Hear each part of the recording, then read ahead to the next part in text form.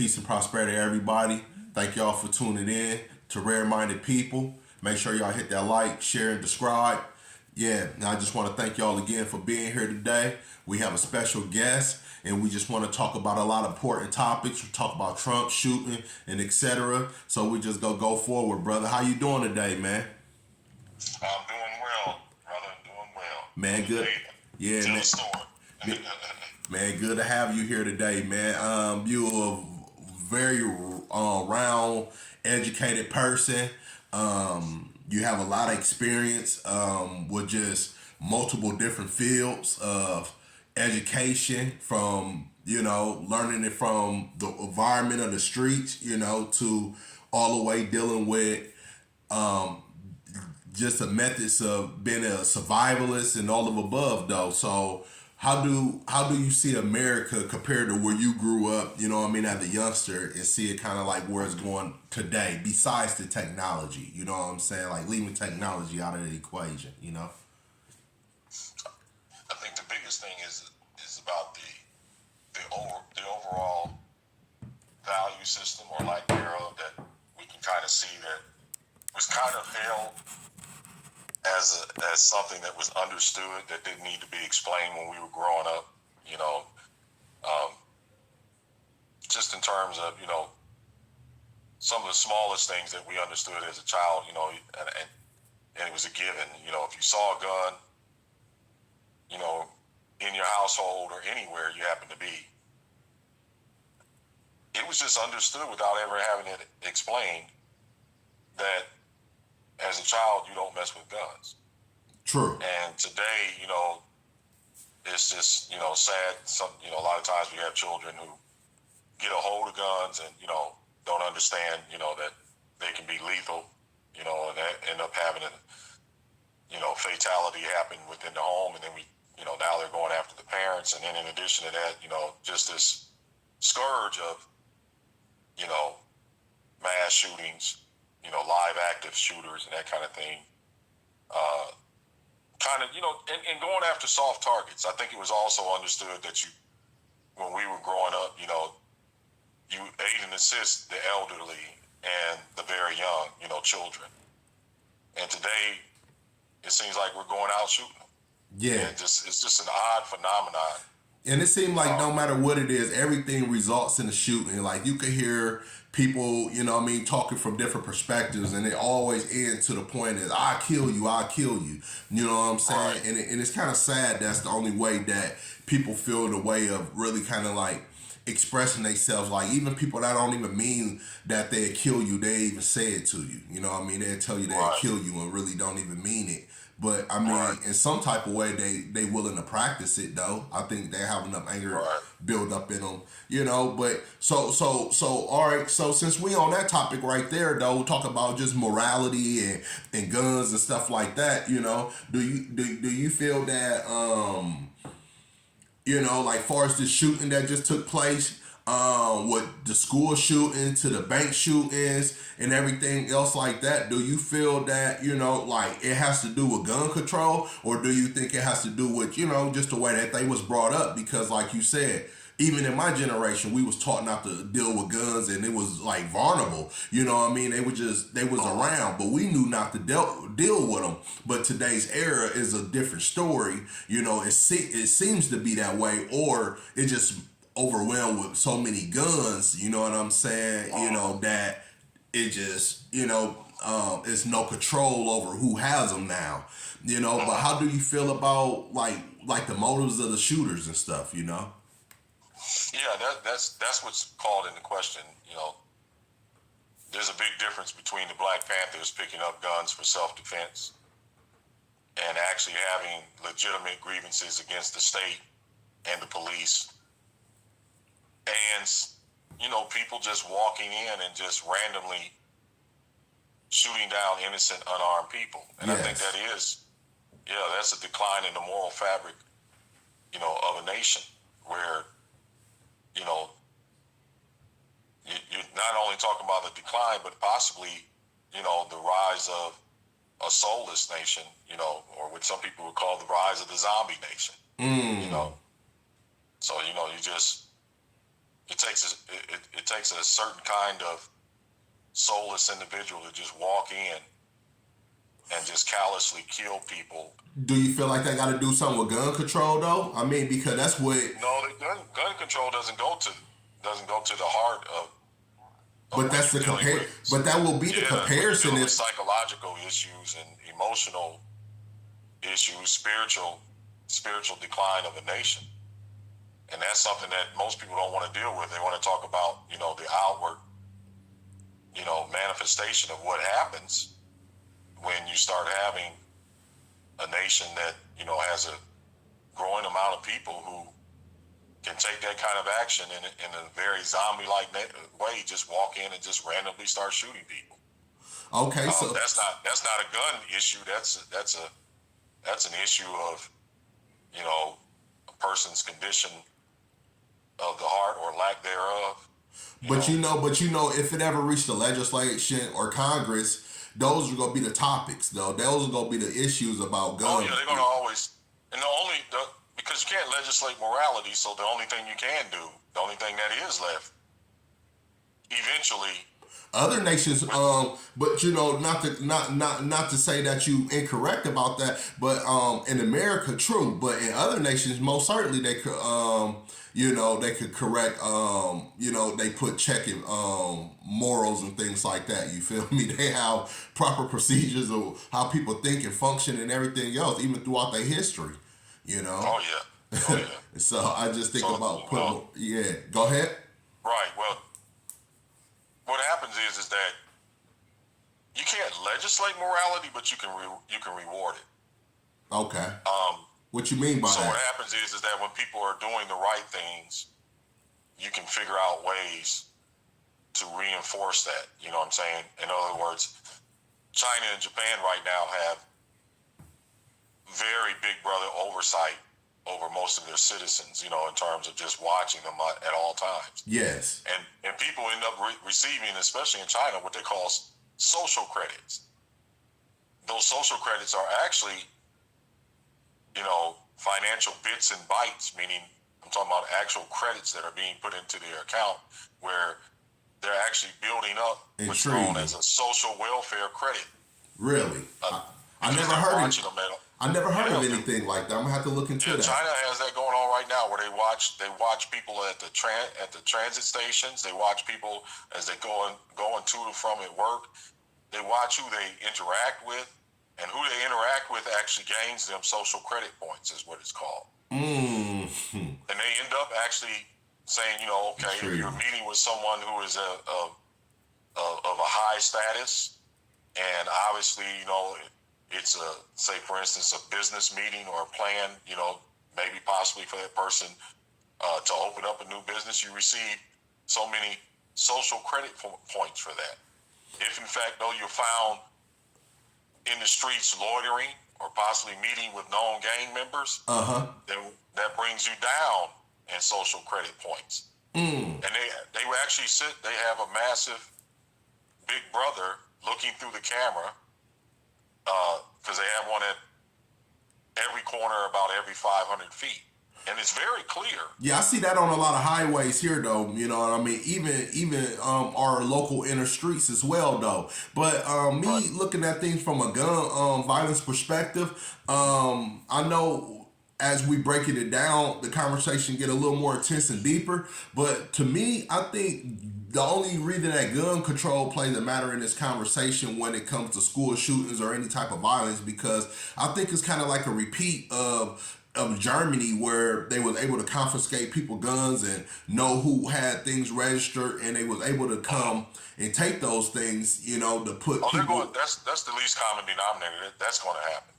Yeah, so they're going to come in and there's going to be, and that's going to set off a civil war between some citizens, at least those who are the most ardent Second Amendment right people who believe that. And that's how I feel like the war started in Germany. You know what I mean? They're waiting for that day. They're kind of like the Dirty Harry people. Come on, make my day. I wish they would come and get my guns, and they're ready. Yeah, because I had a white dude tell me, that a war gonna break out real soon. So, I say, well, it don't even matter. I say, because he got to talk about the Republican and Democrat. I said, well, most people, most black people in a sense is converting over to be more Republican or having more Republican ideologies anyways, to the point where, you can't come with that David Duke shit. You know what I'm saying? It's go backfire on you. So your only opponent is yourself. You know what I'm saying, or the government that's sitting in the legislation. You see what I'm saying? So do you look at that comparison though as we going through a martial law situation, or are they trying to suspend the Constitution in a sense? Well, I think the Second Amendment is definitely going to eventually come under fire. I mean, they're going to just talk about common sense gun laws in between now and then, but in reality, there will be a move at some point. I don't know if it'll happen in my lifetime, but I think it will. I think within a 5 to 10 year period, we'll actually see. Oh yeah, I think maybe even push sooner to suspend the Second Amendment at minimum. Cause gun violence only getting worse because the generations are getting younger with it, and the older generations, we already think certain ways and we feel certain ways, and certain already come with hunting and that being a thing, so they already kind of trigger happy a lot. But now it's starting to dwindle into the more poor communities and the younger generations where firearm is not a thing, and even with the with the laws, what I mean? Like, you don't have to register, you know what I'm saying? You don't got to file for registration to get a gun. And besides that you have a right to protect yourself even against law enforcement. Just with those things set up, I think that was a conflict of interest, when it comes to the Constitution and stuff like that. But how do you feel about that in a sense, When you were talking about guns, and then we kind of mentioned a little bit about Trump, which we'll get to, which is kind of interesting in Tennessee, where they dropped the two new millennials and kicked them out of the state house in Tennessee. The two young brothers, Justin Jones and Justin Pearson, kicked them out of the state house for what? For advocating for more reasonable and rational gun control in the backdrop of what? Two brothers now. In the backdrop of 3 white children being killed in the 3rd grade. Wow. So you kicked them out because of the fact that they protested on the House floor of Tennessee State Legislature, kicked them out of the Tennessee State Legislature, and then deprived about 200,000 people, one in Memphis. One of the brothers, Justin Pearson, is out of Memphis. The other one was Justin Jones out of Nashville. Both under 30. They're like right around between 23 to 27, I think. And they're very articulate, very well spoken, very mannerable too. I mean, I was just so surprised because the old line white state Tennessee legislature was basically like, I dare you come down here to the well, which are bullhorns, and they protested the whole issue of, they wouldn't even allow the conversation of reasonable gun control to even come out. As a matter of fact, what they did is they passed a bill to allow teachers to walk in with guns on their side while they teach class.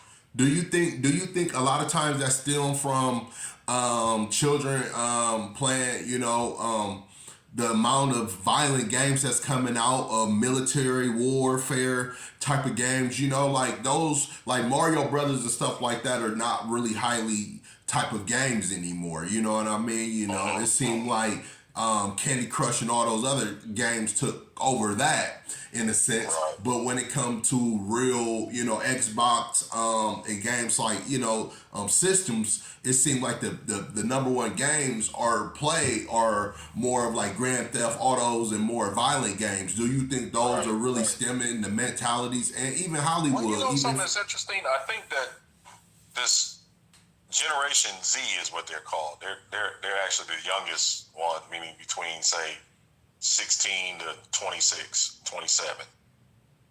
They're actually a lot more consciously aware than, say, for instance, our generation came through, the 70s, the 80s, 90s, which included cocaine, heroin, and the crack cocaine epidemic. Yes.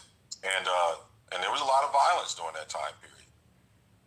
these kids that are coming along now, they're born into a real life video game. They're born into it, and they're sick of it.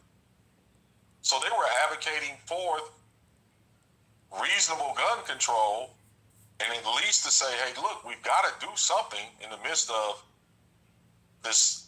Instead of doing nothing. LGBTQ plus, person. It was a so-called transsexual or something of that nature that actually, it was a young girl who, they're showing her with an AK-47.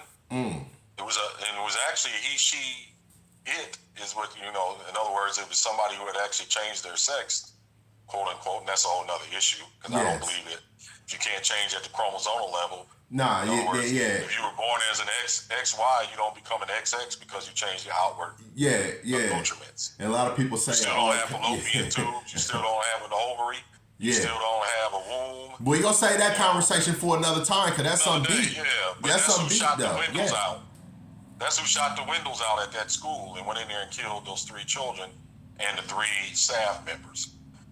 And so they shut down the 2 brothers for advocating for those white children, and then kicked them out of the state legislature without due process or anything. What happened is today, the local councils, mostly represented by whites, that's who their constituency is that they represent, reinstated Justin Jones, and they had to let him back in as an interim. In other words, he's the interim legislature for himself because his own constituency demanded that they put him back in, which is mostly a white constituency, and as well as it's going to be the same thing in 3 days. They'll have Justin Pearson reinstated. In other words, what I'm seeing coming up in the younger generation is more of a more controlled thing of saying we don't like that we've been born into this. You guys don't know what it's like to walk into to me personally. Afraid that I feel like they're not being influenced. They're not being children not being influenced by the people. They're being you know what I'm saying, by the computer. They've been controlled and taught by the computer instead. You know what I'm saying? Because in our generations, we was taught by person to person. And but I'm saying that these children are being taught by real world situations that someone just came into my school and gunned down, and I had bullets flying past my head. We've got to do something. You see what I'm saying? That's what they're being. We didn't have to go into school and think that the school was going to be turned into, a jungle inhabited Vietnam warfare situation. Well, me personally, I'm not gonna say and to that degree, but when I went to high school, though, I shot dice with my teacher. I smell like weed every time I went in the class, and my breath smelled like liquor and alcohol because I'm leaving during classes to go get high and go smoke and stuff, go drink. And my teachers was okay with it. They used to help me with my homework. We all used to sell drugs in school, hang out, skip class all day, and that was it was like, it really never happened inside of school, because I just think it's the error, but it happened soon school let out. Sometimes it did, but as far as the violence when it came to weapons and everything else, you know what I mean? It came outside of school. Outside of school, right? So you can't have your fundamental institutions where the children itself could be subjected. I mean, in other words, walking in is like walking into, an environment of Vietnam or World War II. I won't even say Afghanistan or anything, because these kids, they've had more action shootings than there are days in the year. They've had 156. We haven't even lived 156 since in the year. And the crazy thing is, you could look on the internet right now, and not even within a 24-hour span, you will see maybe 17 mass shootings that took all throughout the United States. Where when I say mass shootings, that more than 3 or 4 people got shot. More than 3 or 4 people. That's what I'm saying. So they're living that. We didn't live that. We lived more, like you said, the coolie high. Some people had schools, unfortunately, that they went to that what you just described. Maybe they were Yeah, smoking but the weed in schools the in Fort Wayne, bathroom. they wasn't nothing like that. They was more, you know what I mean? Yeah, they was, yeah, you know. Yeah, smoking weed in the bathroom. Maybe some people shooting some dice. You know, uh, But get. this was in Indianapolis though, like the schools I was going to. They weren't in Fort Wayne. So like Right. I went to Arlington, and Arlington was that school where anything goes. But Fort Wayne was more socially structured into you know what I mean, morality. You know what I'm saying? Right. You know, Right. you go into ISS soon as you even really get too loud in the classroom. So Right. you know, so yeah. Right. But you know, Right. overall though, do you feel like what's going to have to change for our mentality, not just as young people? I'm talking about just as adults and all. Like, what's the mentality you feel like we gonna have to go through? You know what I'm saying, to really put some emphasis, or you know, do we got to just worry about our race, or do we have to worry about the nation? You know what I'm saying? Yeah, I was going to say it's beyond a thing of just, you know, the false constructs of race that have been created. I think it's actually at a point now where we're going to have to throw away the entire paradigm and start over again. So most people are not willing to admit that maybe what we've been doing all along has been wrong. Yes. Maybe playing, you know, the house of cards called republicanism or Democrat, that both of them have fundamental flaws that are so, you know, written into the fabric of who they are, that it leaves the population with a false choice. But But in fact, neither one of them are actually adequate. I will say this: the name of the game and the structure of the game is not bad. You know what I mean? The way that Congress set up, the way that legislation is set up, you know, and things like that, the Justice Department, the way everything is structured, I think is perfect. I just think that they take on this Roman Greco society where they putting the wrong players in the game. You know what I'm saying? Due to favoritism, due to one percentage. You know what I'm saying? And things like that, where the wrong players are in the game, and we are the people are not recognizing that to take them out of that position to put the right people in, you know, in so we can manifest, you know, as a nation. You know? I would respectfully disagree. I think that the system is flawed.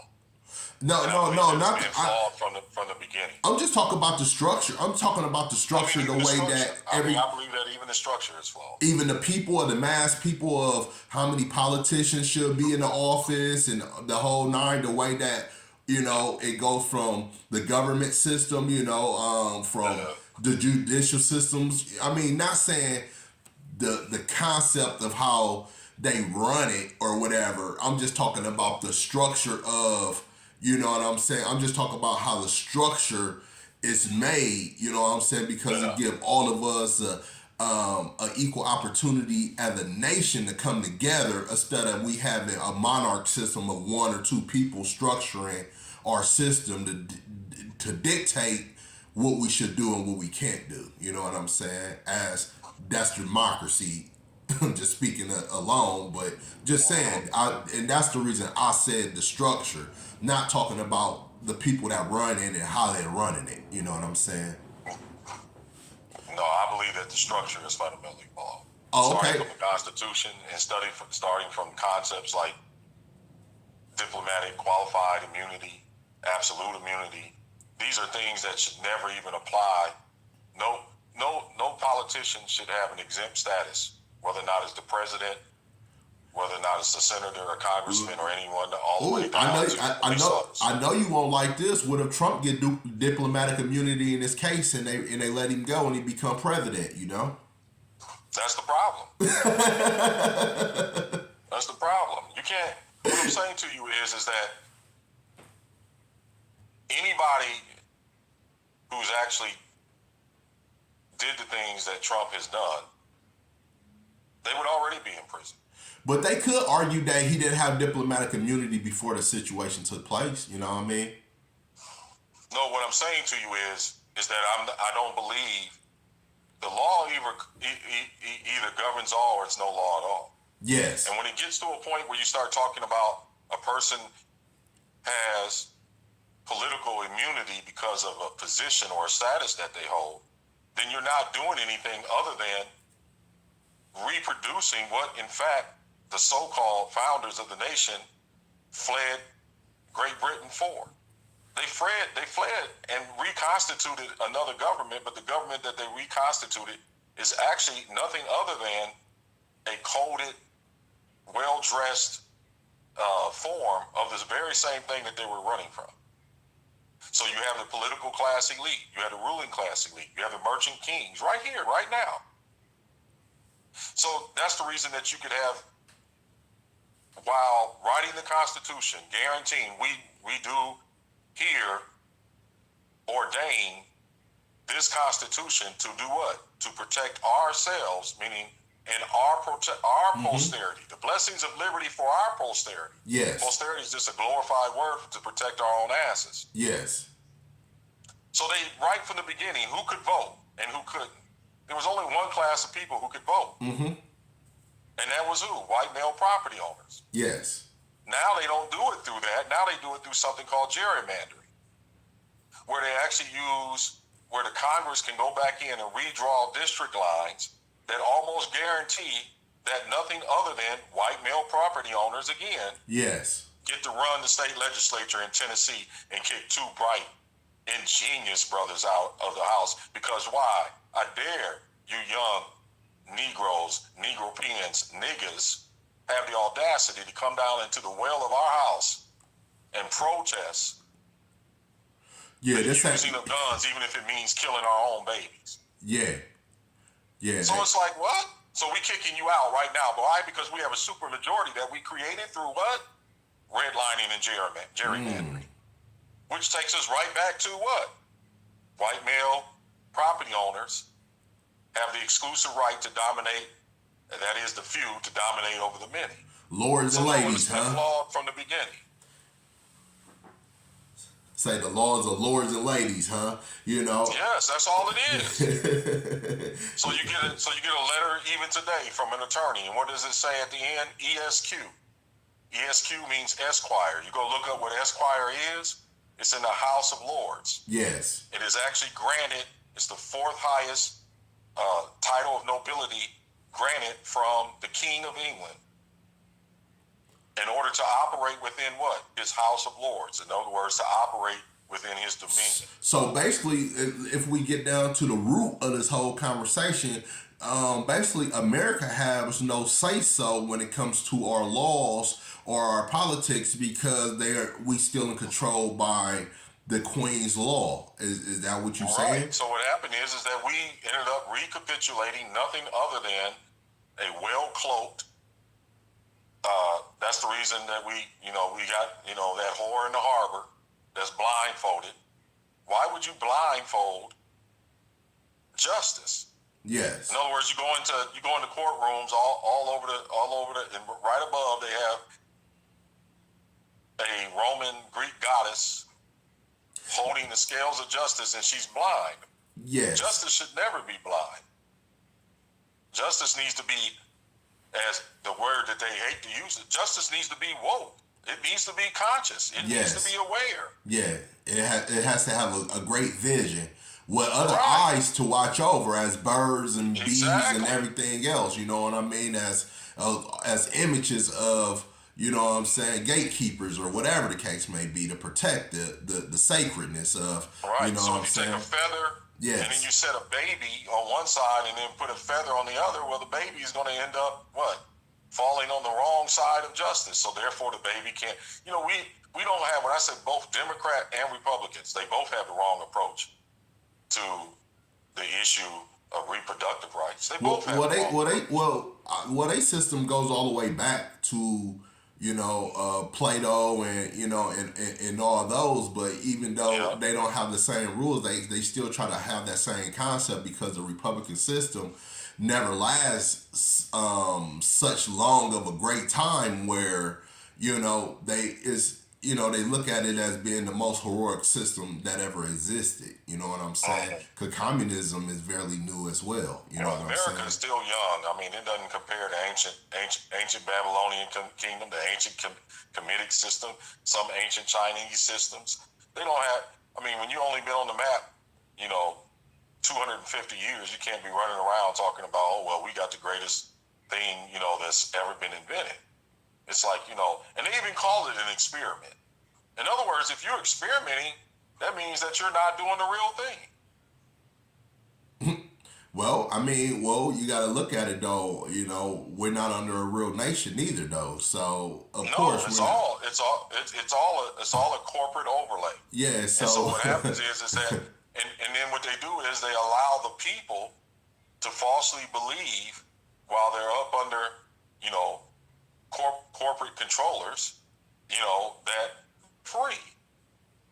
And so what happens is, and this is irregardless of race. It's a matter of making a decision.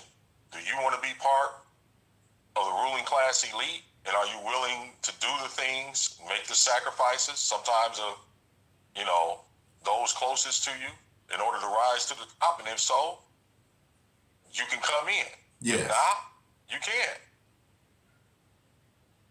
So it ends up being a thing of, and then what happens is they put the false choice of republicanism or democracy in front of you, when in fact, it's all part of the same beast. So they put it in front of you. So let me sum this all down if you don't mind though. But before we continue, I want to tell everybody to tune in to mastershinhumanity.com. Check out the website and make sure y'all check out the shop area and make sure y'all go ahead and buy something or support and donate in every aspect. We need y'all support though. But Josh, back to you, man. I do want to sum it up though, and I want to ask you a question. I want to ask you 3 questions basically that have to do with everything that we talked about. I want to ask you, these are the 3 questions I want to ask you though. First of all, getting back to it, do you feel or do you think, what I'm saying, that gun violence or anything else can be separated from the narrative of people having these mass shootings? Gun violence in general is an epidemic. In general, it's an epidemic. True. So the mass shootings are kind of like the glaring popping point of it, but the fact that we have, say for instance, even in Indianapolis actually has a murder rate that's 36% higher than Chicago's per capita. 36% higher. So they have over 200 murders a year in a city where they should have under 100. Yes. Based on the population of Indianapolis versus the population of. So most people don't understand that in a red state, in a red capital, they don't even get it. That the problem of gun violence and the escalation of violence is actually happening more in the red states, but they'll end up, you turn to Fox News and they're going to tell you, no, it's not. It's happening more in places like California. Well, California actually has 15 million people. Yes.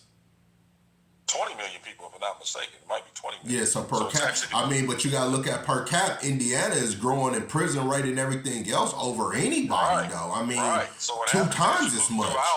Where are all these mass shootings happening, and highly concentrated? That is, doesn't mean it doesn't happen in blue, quote unquote blue states too, because it does.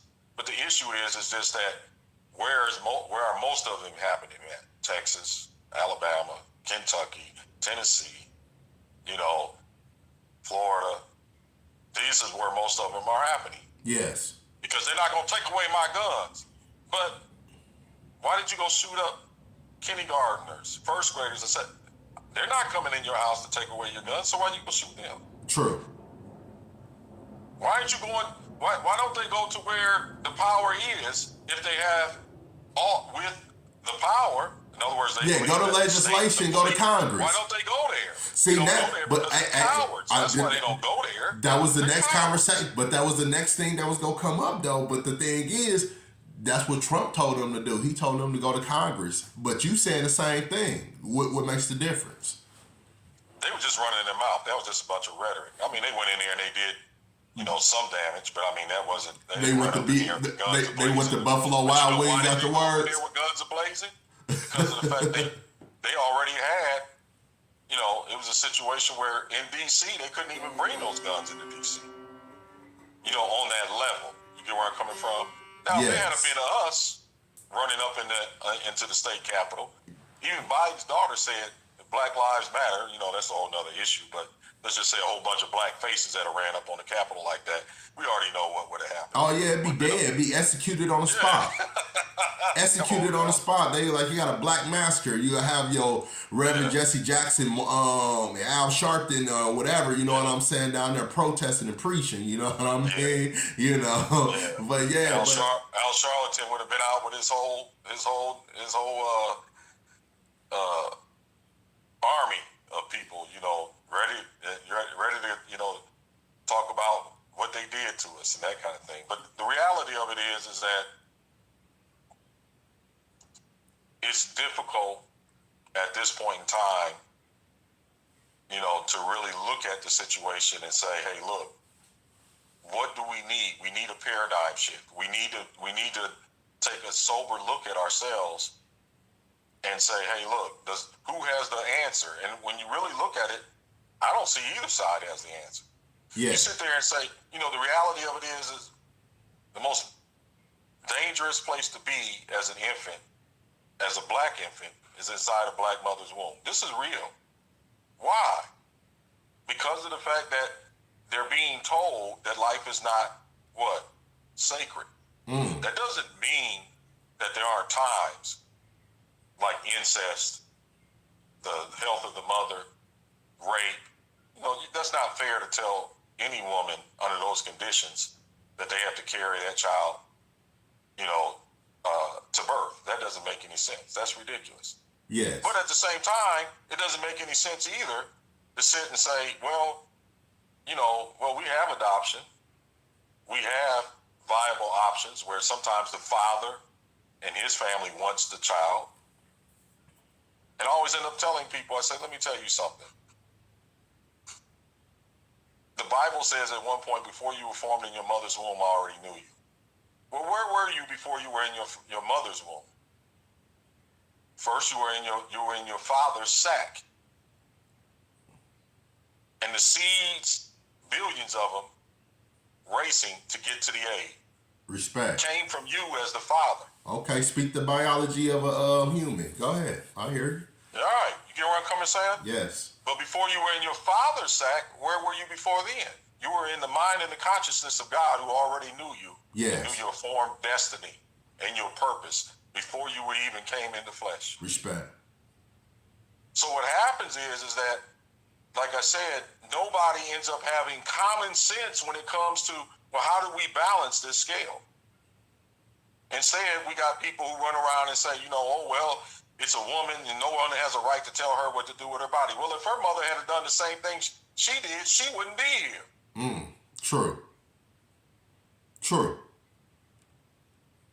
A lot of people come into life under difficult and strained and complicated situations. So now we got a Margaret Sanger situation going on, you know what I'm saying, where right. So you got the Republicans who are fighting for life at the front end. You know what I'm saying? But don't give a damn a lot about life at the back end. At the back end, which is a conflict of interest. Democrats who want to kill the baby before it even gets a start, but then wants to fight for the person on death row. True. You get where I'm coming from? So where's the sanity in this? Yeah, none at all. Morality gone. Right. So it ends up being a thing where it's like, well, wait a minute. Life is precious and sacred from the womb to the tomb, but you have to balance it and say, hey, look, we understand that giving birth, a woman giving birth is a precious thing, and she should be taken care of. Hey, let's let them ponder on that, because that's a real conversation, though. You know what I'm saying? Because we could go on hours for that one, though. Seriously, because like you said, who am I to control somebody else's thought, body? You know what I'm saying? The way that they want to make a move and make a decision. Like if my mom, somebody else would have thought for my mom or yours. You know what I'm saying? Like, we no longer would be here. You know what I mean? You wouldn't be here to begin with. Yes. That's the issue. Yeah. So what happens is that we have to have common sense and not just common sense. We have to have uncommon, divine sensibilities I can about respect that. The preciousness of life itself. I can respect that, most certainly. Yeah, That for doesn't real. mean though that there are times where life presents in front of you a situation where the fetal tissue is no longer viable within the womb and it's actually killing the mother. You have to have what they call a DNC for that. You know what I'm saying? You have to, or there are times where they take resident imaging of the child and they can see that the child doesn't have a brain, literally. Yes. Yeah, who are you to tell that person at that point, okay, well, you need to go ahead and give birth to something that we all understand and know that to actually have a fully developed brain, it doesn't mean that, because I see because the woman showed me her birth. You know what I'm saying? She had a misbirth, and she showed me the child. You know what I'm saying? And I mean, it was crazy the way this baby looked. You see what I'm saying? Right. It was crazy, but I understand what you saying. Yeah. So those are situations where obviously, you're going to make a rational decision. That would take, but we need to take a rational decision based on what? Both the input of the mother and the father whenever possible. We understand that there are times where the father may not be there, but there are many times where, and this is a problem with the nation, with the problem with America, where we believe that the input of a father no longer bears witness or has any I had to let you go. I want to keep talking though. You talking some real shit though, so I gotta let you go. So what did I say? I said I told my son, I said, you were in my sack before you were in your mother's womb. That's real. You see what I'm saying? No, that's real. Yeah. Yeah. So what happens is that at the point in time, so what about the fact that if I say I want you, but the mother says, well, I don't want it. Well, I'm the seed. You're the earth. And guess what? Both of them have to exist in horticulture, as you know, as a horticulturalist yourself, in order for life to spring forth from the ground. True. I was just telling somebody about that anyways, and I was just telling her how the soil, which is Mother Earth, has to be, you know what I'm saying, in tune, you know what I'm saying, like macroorganisms, microorganisms, so the plant or the seed can get, you know what I'm saying, produced in a good energy. You see what I'm saying? And not be poisoned or have bacteria and things like that. And okay, I understand, because when they go back to the mind. So you saying parenting, so you saying it all starts in the home? Is that what you trying to stem off to say? Because the home is the first place that we establish what's known as governmental order. The home. That's the first place that you establish as above, so below. Thy will be done above as it is on earth. Respect. Yeah, that's so the beginning. Let me ask you this, jump off in another conversation. How do you feel about the Trump situation though? Do you feel like it's a potential situation no matter what. I feel like if he president or not the president, he proved this point to be the egotistic guy that he want to be, no matter if it's against people favor or with their favor, you know what I'm saying? But overall, how do you feel about Trump now? Like far as on the political side, where do you see his future going? You know what I'm saying? As far as this political, and how do you feel like America is going as well? You know what I'm saying? Trump and Biden are both the worst candidates that you could find. Both of them. Hey, check this out though. Some people will say it's a race to the least common denominator. Some people will say Trump is the best president that existed in a lifetime. Okay. I just heard so many platforms and so many people say it. Even I see the sway of the black community saying they want Trump back in the office. Maybe because of the stimulus and the money that they was receiving or whatever. But that's what I hear. But go ahead. You said Biden and Trump is the worst. Trump are both. Yeah. Right. They're both old white males who've long exceeded their shelf life. Hey man, you never know if they genetically modified, man. Shit, they could be have a forever shelf life. You feel me? Like some rice or something on the shelf. You Yeah, know? no, bro. We need to get that. We need to get that cow's milk out of there. You know? No, okay. So what's your point? Speaking on that, though, I feel you though. Okay, I could somewhat agree. I could somewhat agree. It's just it's the old white male, you know, pride and privilege. I mean, this is what gets me. I don't like Biden though. I don't like Biden at all. I could tolerate Trump. Everybody relates to Trump in the backdrop of the fact that just 2 weeks ago he received another $97 million benefit from his father's trust fund. His father been dead for 30 years. That's because of the fact that the reality of it is that he don't come from where we come from. Obama didn't come from where we come from. True. I think him and Biden come from where we come from. I think and Biden and Obama is the worst presidents that we ever had. But go ahead. No, I don't think he's the worst president we've ever had. He's just not what we needed as a people. That's okay, as you could say. Yeah, okay. Right, and we still have yet to get a president that are for the people. Yeah. Yeah, that's exactly. Not only looks like us and, you know, thinks like us, feels like us, and really gets us. And it doesn't, and when I say gets us, that doesn't mean, you know, a lot of people get upset because they'll say, well, you put Obama down, but Obama was the president for all people, not just, well, Obama was the president for everybody except us. That's the reality. I will say that. say that. So let's not say that Trump, Biden, Bush, all of them, we haven't had probably the only person, the best president that I've had in my lifetime, is Jimmy Carter. Okay. A person who really actually had a heart and has a heart and has demonstrated it for the people. What?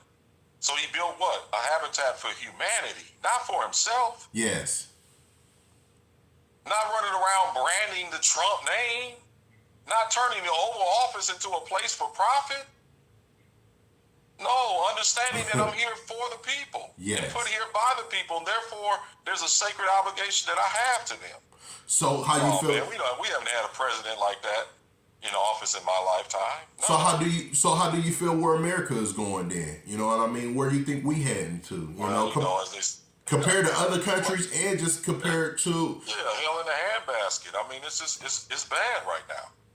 And unless we actually, and it's unfortunate until we actually have a paradigm shift in the mind and the thinking of the people, where people get to a point where they realize having these, you know, spent old white models of white male supremacy.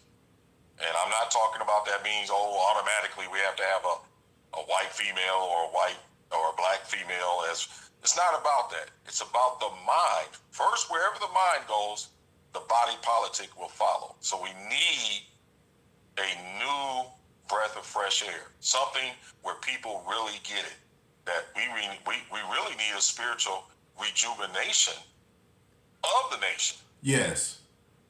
But we're not willing yet to deal with what? Slavery and reparations. We're not willing to deal with that so far. In other words, a nation that's not willing to deal with its past sins, and first ask for forgiveness and then pay reparations. In other words, to repair the damage that is done to the people who built the nation. Then what it's going to inherit is going to be a hellfire. Why? Because it's in denial of its own atrocities. And until we get a president up there that says, hey, look, we've been headed in the wrong direction. In order to get in the right direction, the first thing we got to do is repair what we have done wrong. Trump's not willing to do that. Obama wasn't willing to do that. Biden hasn't been willing to do that. Everybody wants to stay the course. Stay the course of what? Heading to, as my grandmother used to say, hell in a handbasket. Nah, that's seriously though. You know, and that's one thing for sure though. as Americans, I feel personally that the foreigners have to come in and take what's ours so we can recognize. But maybe it will be too late in a sense because as I see, far as any type of labor issues that's taking place, I see majority of the people that's taking place in these work fields are more foreigners than anything, you know. And I see that more foreigners coming in with foreign contracts that allow them to have more resources than us. Because when I say the gas stations used to be a white man business, period. I thought Handy Dandy's was more like the last white man gas station that existed. But then I see Arabs own those, not just Arab. Yeah, I see more Arabs own those as well, or Indian people own them as well. And I just think America's losing the grip of white supremacy, white leadership. You know what I'm saying? I think black people are not fighting for the opportunities that we need because we have a surviving chance. And I don't think we taking notoriety and understanding our concept in this war that we in. And I just feel that America is changing to something totally different. Do you feel like America will ever go back into, you know, the 90s again, you know? Well, we don't need to go there. We don't need to go to the 90s, the 80s, the 70s, whether or not it was the 1990s or the 1890s or the 1860s or 1970s. Yeah, it was just a question, though. So where do you think we need to go? Where do you think we need to go? We need a new millennial way of thinking, a cosmic way of thinking, a way that's transformed, a way that actually says, hey, look, nothing that we've done heretofore has actually been sufficient for not only the needs and the wants of the people, but for the best interest of not only ourselves, but of our future generations. So you saying the future got that? You think the future got that God intelligence, got that way of thinking? You know what I'm saying? To be able to, you know, reciprocate all this negative into more positive thinking in that case? You know what I'm saying? Right now, we're not doing it because of the fact that we're not operating in balance in divine order, which is also called Ma'at. That means that, you know, you look at the Ankh, and the Ankh is the key of life. And that means that what? You have what people call the phallus symbol at the bottom, but you have the woman's womb at the top sitting there. And then you have the cross going across in the middle. That's actually the generations that live in between. In other words, and how does that happen? It happens by bringing the masculine energies and the feminine energies together into divine harmony. That's the Ankh of life. But when you get it to a point where you start saying, okay, well, I have to refer to a man who's had an operation as a woman, but this man doesn't have a fallopian tube. He doesn't have uterus. He doesn't have a menstrual cycle. Yeah. He doesn't have a womb. He doesn't have XX chromosome. So why am I calling him a she? Yeah, true. So that tells me that you're telling me that I have to deny reality in order to be in this false construct that you call reality? No, I'm not living in that matrix. Yeah. I'm not living in that. It's like you living in a dimension, but it's a false dimension. You know what I'm saying? Dimension, yes. Yeah, you know? Yeah, most certainly. I'm not doing that. Bruce Jenner is still Bruce Jenner. Yeah, period, at the end of the day. He's just an ugly, mutilated Bruce Jenner now. Yeah, for real. Motherfucker look like E.T. now. If I was afraid, I wouldn't speak on it. Yeah, for real though, motherfucker look like E.T. He look like E.T. You know, and you got simple-minded people that's willing to say, I will lay up with this person just because I'm horny, not just because they have reproductive organs. Because you make a reasonable facsimile of something, saying is one thing, but in fact, it's something else, and it always has been. Yes. It doesn't, you know. So, you know, I don't, you know, my thing about it is that, you know, I mean, of course, we're moving far enough in genetic modification where there may come a time where parents can choose, you know, the gender of their child, you know, right from the beginning, you know, meaning in other words, even before, you know, day one of germination.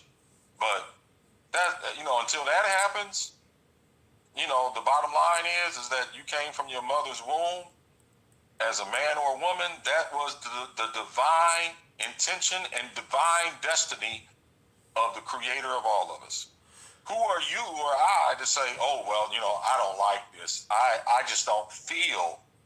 Well, a lot of people don't feel a lot of ways. A lot of times people get up in the morning, they don't feel like getting up, but they get up and they go out anyway. And they accept the responsibility, watch, and the accountability that's before them. But they didn't feel like it. No, seriously. They did it because of the fact that there are some things that just must be done. So my last question to you is, where do you think our mental health at today, and where do you think possibly and that's what the problem is. I'm glad you say that. We have a serious mental health problem. Where we're trying to say one thing is reality when in fact it's not. So sitting there talking about reproductive rights, when in fact your goal is to kill reproduction. Wow. So in other words, you want to stymie reproduction, but you want to say reproductive rights. No, go ahead and say is that what you want to do is you want to have control over life and death. Yes. And you really want to be, the executioner of death. And then say it's a moral thing. Who are you? Wait a minute. It's a moral thing to be the executioner of death? In other words, I'm like, come on now. That doesn't make. Now, if you tell me, hey, look, I understand that sometimes babies or children are born into difficult situations. So therefore, we're going to create a platform by which we're going to make sure that prenatal care is something that's available to all, no matter what socioeconomic background you come from or racial background you come from. Yes. We're going to make sure that from the womb to the tomb, people have a real chance to be whatever they want to be. And money will never be the answer or never be the issue. Yeah, because I was listening to somebody about earlier, and they would just kept talking about the money, and I'm like, and they talk about fuck being a survivalist is all about the money, and I'm thinking to myself like they have perspective wrong, because survival overall, look at the Titanic, all of them had money, but they was all dying for survival skills, and once you lack survival skills, the money don't even matter anyway, because you can have bars of gold, but you're going to have to exchange all those bars of gold just for a meal, when you can have copper or silver and get something and get 30 meals, you know what I'm saying, compared to, because it's more efficient. You see what I'm saying, to have something in that way. So people always talk about chasing the money when the money is not the issue, though, so I understand when it comes to that, most certainly. Do you, as a person, do you feel like America have a possibility chance to grow for the better, though? Instead of being in this sick-minded situation where we got to worry about the politics, of Trump or Biden, worry about the school shootings and the mass murders, you know what I'm saying? Or, just all those things that we done talked about today. Like, what's your mind frame on that, America heading in the current direction that it's heading and has been heading, especially for the past 20 years or so, is headed for destruction. But yet there is an opportunity to change course, but there are no real beacon signs showing that it will.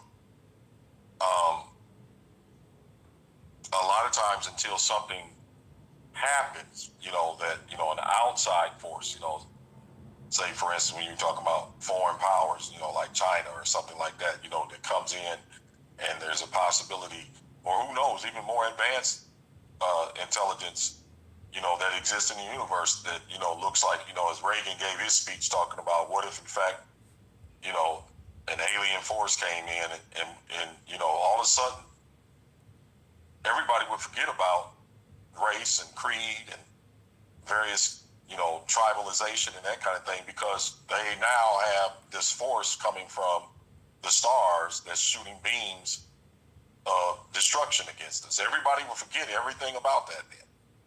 So what happens is that you have to get back to the fundamentals of what it takes in order to create true peace and harmony. You know, what it takes to, you know, as you say, Stein, what, you know, on your greeting, peace and what? Peace and prosperity. Yes. So technology offers an opportunity for that peace and prosperity to take place. So imagine if, in fact, we created a technology whereby we could just eat what looks like a wafer, you know, given at church, and that's it. And that would be sufficient for everybody to be sustained throughout an entire day. Yes. Now we don't have scarcity in the same manner that we did before. You see what I'm saying? Because we don't have to grow crops the way we had to. We don't have to, you know, slaughter animals. Yeah. And we would suddenly be looking at life, you know, 30, 40, 50 years ago and go, wow, people actually ate meat of other animals? People actually killed vegetation in order to live? You mean to tell me there was a time where that this wafer didn't exist? And let's say it's just a wafer and it actually has everything you need in order to survive. And you don't need anything else. So now all of a sudden, see, that's why agriculture was invented. Agriculture was invented so that we could move away from what? The hunter-gatherer societies, because it took everything you had. Yeah, the Paleolithic, as you'll call it. Yeah, the to go out with a spear and hunt down an animal. So you had to, you know, and you're running around with the furs of the animal on you, and you're eating the insides of it. Yes. No, there's got to be a better way. Yeah. Think about what happened. That's what caused us to move forward in society. Now we're at another, you know, decisive point where we need to figure out through, you know, our technological advances, is there a way for us to exist in a form and in a fashion that doesn't keep us constantly at competition and therefore at war with one another, where everybody's always competing for what? The top spot. Yeah, the meager resources that are available, whether or not it's what? Minerals in the ground. Even if it got to filling up the ditch full of us and crying out to say they the enemies, you know what I'm saying, to get it. Yes. So I totally understand. So it's like, you know, everybody's always that's what it's always about. It's always about, so why are there being land grabs? You know, in other words, China wants Taiwan back, Russia wants Ukraine back, and I'm sure they want they want all the rest of it. They want everything that was taken from. Why do they want it back? Because everything is in the physical. Everything is like, hey, I want back the substance that you took from me. As opposed to saying, hey, look, no, we can live together in a mutual agreement, you know what I mean, where we have shared resources, you know what I mean, upon agreement. Yes. But people, you know, we're not in that anymore. We're not, and it seemed like as if really after the Vietnam War, you know, and you had the flower children and that kind of thing, they were kind of tapping into what's known as this transcendental consciousness. Yeah. What we used to call the Buddha. Uh-huh. That Buddha Zen consciousness that allowed us to get to a point where we say, you know what, you know, my appetite doesn't control me, I control my appetite. Whatever my desires are, I control them, they don't control me. Yeah. We're not in that right now. Yeah. We're not though, just because of the state of mind of bliss or whatever the case may be, you know. I mean, just due to the Hindu, even the Zen, you know what I'm saying? You know, just over, you know, a lot of other things that took place in life, you know. But overall, though, man, just summing the whole conversation down, I think America have to go to a point where most of us have to die off as a nation just to get back in order. I don't know if you feel that way, but I don't hope that's the scenario, but that's the way that I'm visualizing it, because so many people are fixed into their situations where Right. it seems like everybody is sitting around waiting on the world to end. Yeah, yeah, and it's interesting that you say that because of the fact that, that's actually a feudalistic way of looking. No one wants to get in and say, how can I make a difference? And that I being with the divine mind of the Creator in me, how can I make a difference? How can I use my vessel and my time here to make a difference? I think you've done that, through some of your philanthropic programs, and done it without thought of return. True. Just did it because Yeah. it was the thing to do, and use your own resources. See, that's a model right there. Respect. That's a model. And then what happens is we have to begin to spark the mind of, our businesses, quote unquote corporations and stuff like that, to see individuals like you doing the work and say, now that's where we need to put our resources, behind people like that in the community who do things not because of the fact that it's necessarily going to bring them self gratification and glorification. They did it because it needed to be done. True. I could agree with that 1,000%. Most certainly. And I will say this though. Would you like to say anything before we get off air? Would you like to let people know about your services or anything like that? Would you like I to want to let people know about your services, Masterson for Humanity. Masterson Humanity? Tune in to mastersonhumanity.com. How to look it up, and you were gracious enough to have me on today, but you've been doing the great work, and that's what I appreciate about you, brother. You get out and you put your feet on the ground and you live what you speak. A lot of people don't do that. I respect that, man. So I'm saying that. You ain't saying that necessarily about yourself. I'm saying it about you. Respect. And you're a younger brother than me, and I see we need more young brothers like you that's going out there and really, meeting the people where they are, listening to them, and making a difference that makes all the difference. And we need those who have the resources, meaning, the money, the management, the minerals, the time, to touch base with folks like you, and you, and, make a difference, contribute to, because that's just one divine spark, you know what I'm saying? But it can make a difference. It can make a difference. Yes. Make a difference. So yeah, you give your letters out on this one. I want you to do that because I am, man. I'm not making this up. I'm proud of you and the work that you've done. Man, thank you, man. I'm proud of you too, man. Just the knowledge, the education, the time, the patience, the whole nine, though, man. And I feel that you grew on me a lot, not just by helping me, helping others, not just personally, but just the people that could come to you by you gaining the knowledge that you have over the time and the years. I don't find too many elders that's free mentally, physically, and spiritually that could still be on the level that you are at this point. Only ones I know, you have to go visit them in the black, in the black market.